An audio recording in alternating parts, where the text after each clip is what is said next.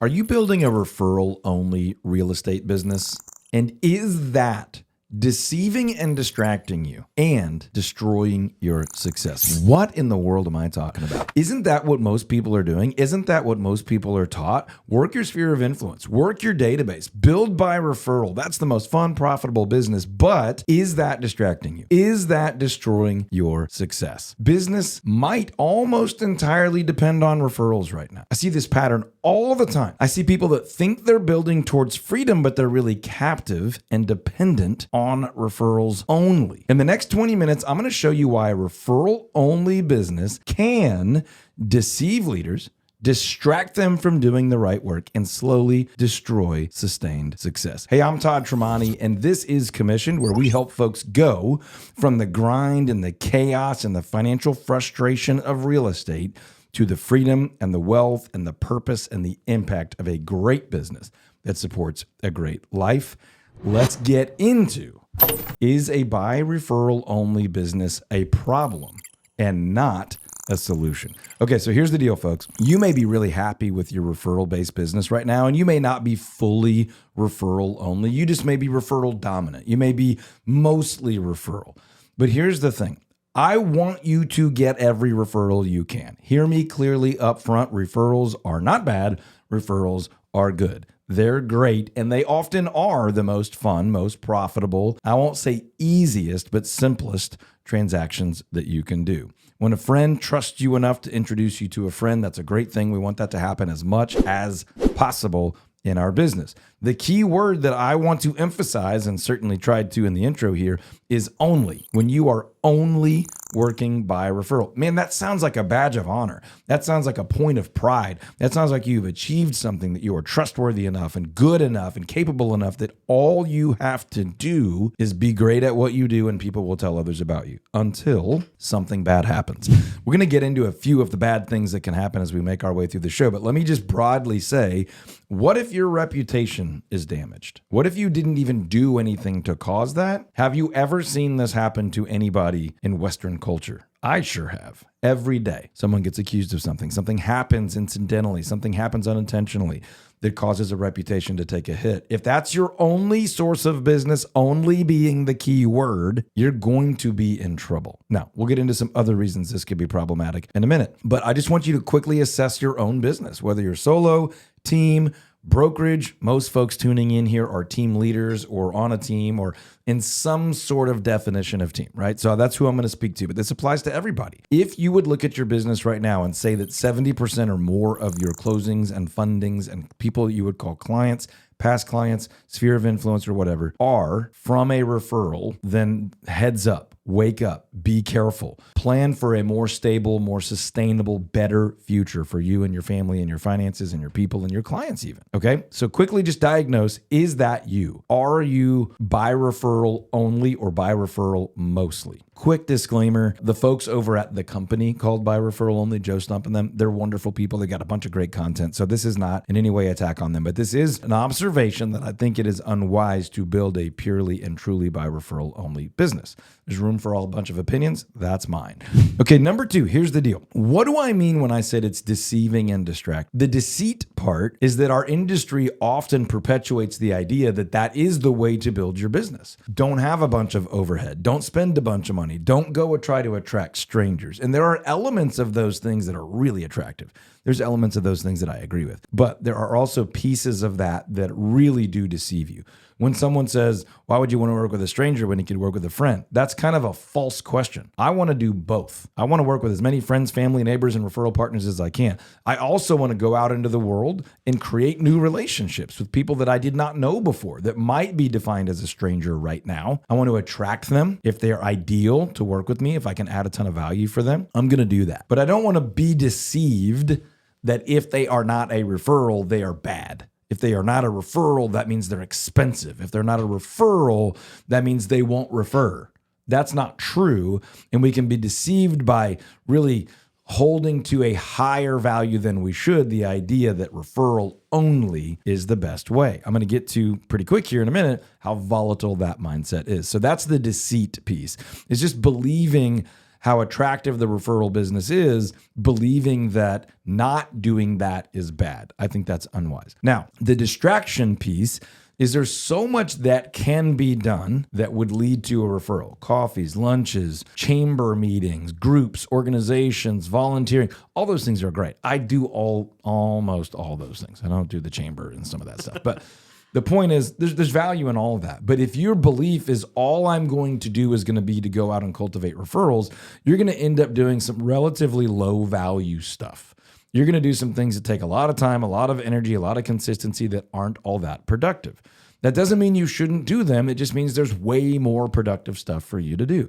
Sometimes not trading your time, energy, and effort for business is effective. And if you want to grow to a certain scale, and that's different depending on your price point in your area, but for a lot of people, it's like once you want to get past that 30-ish transactions as a solo agent, or 50 to 60 as a team, you're going to need to start doing things that don't require your time, energy, and focus that do generate return on investment. And that can work in the referral world, but it certainly can work with more predictability in other worlds, whether it be advertising or partnerships or lots of other types of things. So somewhat deceiving, definitely somewhat distracting. That's how this could be a problem for you. Now, here's something that you could do like right away to prove this point, okay?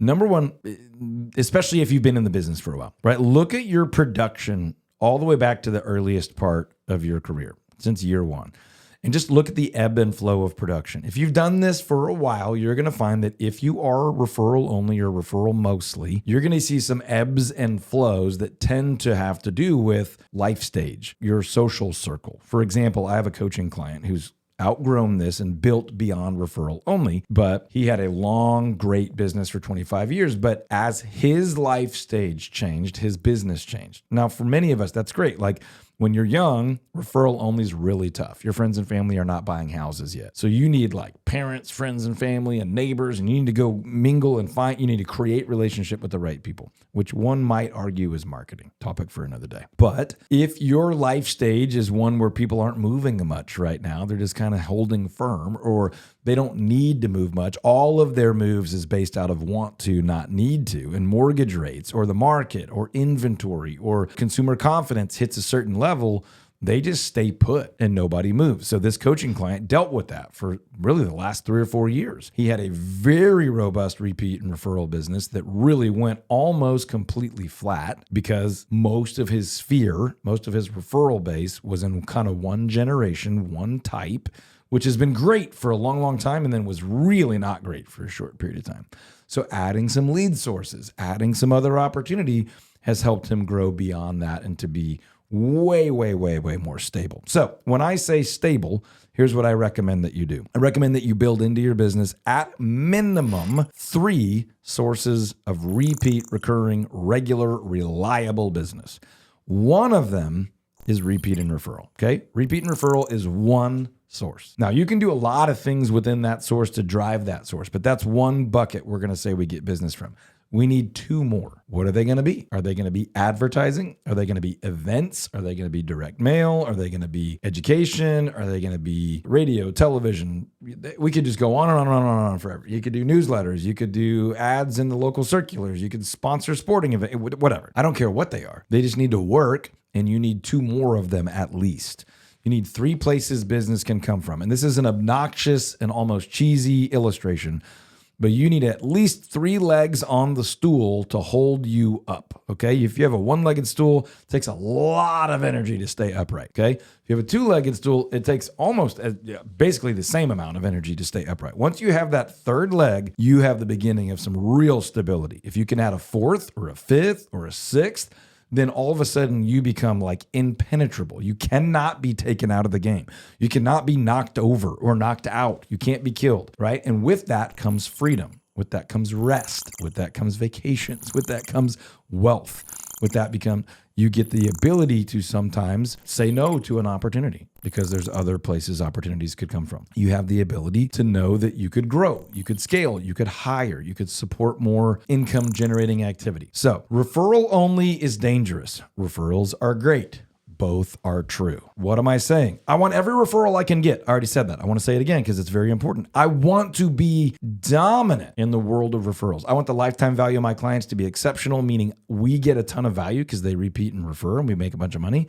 And they get a ton of value because they repeat and refer and we care for them forever and ever and ever, before, during, after, in between all their purchases and sales and all that. Okay. Then I want to add minimum 2 more sources of business. Could be advertising, marketing, events, whatever you want. I mentioned earlier, so I have to come back to it, that if you are going out of your way to create relationships with people you don't yet have relationships with, now we have to define, what is that? Is that a repeat and referral business, or are we going to define that as activity to take strangers, people we don't yet know, and turn them into sphere of influence, turn them into friends, family, neighbors, trusted people that can repeat and refer? Well, I would argue that's marketing. You're going after people you don't know to turn them into people you do know. That's all marketing and advertising it is. It's expediting the process of relationship building. So I don't really care what labels you put on things, but the risk is only working with people you already know and people they know. You have so little control over the growth of that. Now you can turn up your control of that by communicating with them more, caring for them more, adding more value, and you should do all those things. That should be the higher priority in your business than generating thousands of internet leads. But you may be wise to add pay-per-click leads or social media advertising leads, or free online educational leads, or direct mail leads, or event leads, or open house leads, or whatever the case is. You need at least 3. Build a stable business. When your sphere, when referrals are down, you might be able to turn up the event lead generation, or the advertising lead generation, or the direct mail lead generation, or your authority-driven lead gen with your book or your show, or your blogging, or your articles, or whatever the case is. I know this doesn't sound overly complicated, and we do a lot of episodes of this podcast by design to give you information that is not overly complicated, that isn't wildly difficult for you to do. And if you want to discuss how to implement these things in your business, there's a link near this video or audio, wherever you're getting this, to jump on my calendar for 15 or 20 minutes at no charge whatsoever. I don't have a ton of time availability, but what I have, I love these conversations. Totally free. Let's talk about how to build more pillars, more sources, more stability, more longevity, more sustainability, more profit into your business, whether it be in this category or anything else we coach and teach. Happy to talk to you about that. 15 to 20 minutes at no charge. On that call, if you want to talk about coaching or mastermind or an event, I'd be happy to do that, but there is no pressure to spend any money. I enjoy the calls. I'm happy to help. 15 or 20 minutes. Click the link near this video or the audio. Now, to quickly wrap this up, I believe, and I want you to strongly consider, that if you currently have a referral only or a referral dominant business, that you're in a risky position. I just want you to consider that. It's what I believe. It's kind of what I know. I've seen it enough through leading a team and coaching that that's a dangerous place to be. It could be great for weeks, months, or years at a time, but I've never seen anybody truly sustain over the long haul the income and the impact they wanted year in and year. I've seen them survive it, but I want you to factor in, I want you to consider, is that you? If it's you, have you been deceived a little bit that that is what you're supposed to do? And is that distracting you a little bit from a better, more stable, more impactful, more profitable business? If you can get there and you could say, yeah, I think this may be causing a bit of a problem here, then we can all acknowledge, okay, we're going to keep pursuing referrals, but we're going to open up our minds and our strategy to say that is now just one part of, at minimum, a 3-source business. I need 2 more sources. And again, we've mentioned tons of examples of what those other sources could be. You could jump on a Zoom call with me. You can click that link, schedule some time. We can talk about what some other sources are or what may be a better personal fit for you and your market and your experience and all that good stuff, your team and all that. Click the link. We'll talk about it. But you need 2 more at least. You need a 3 to 5 source business as far as primary sources, meaning sources that are recurring, reliable, regular. And then I hope you have 100 other sources where every once in a while a deal or 2 comes from. Every year, every 3rd year, every 4th year, every 6 weeks, whatever. I want you to have so many sources that you sleep so well at night that you don't worry about where your business is going to come from. You end up with a waiting list of people so that you can cherry pick the people that you can help the most and they're the right fit for your business. And we're not talking about discrimination. We're talking about being able to be selective so that you can knock it out of the park for your clients every single time. That is probably not happening if you are a purely referral only business. It's a dangerous place to be. It's a risky place to be. I think it's an unwise place to be. If you're there and it's going well, great. But think long term. One of my primary values in business, Think about the day when that may not be true anymore, when your sphere may be in between life stages. Think about what it would be like if all of that business was really just a third of your business.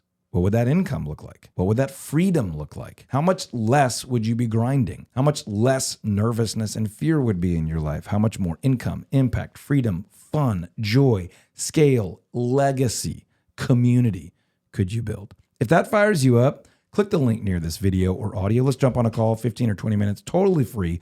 Talk about what your business could look like in 1 or 3 or 5 years and how we might be able to help. Or just take 15 or 20 minutes of my time to help you right now. No charge whatsoever.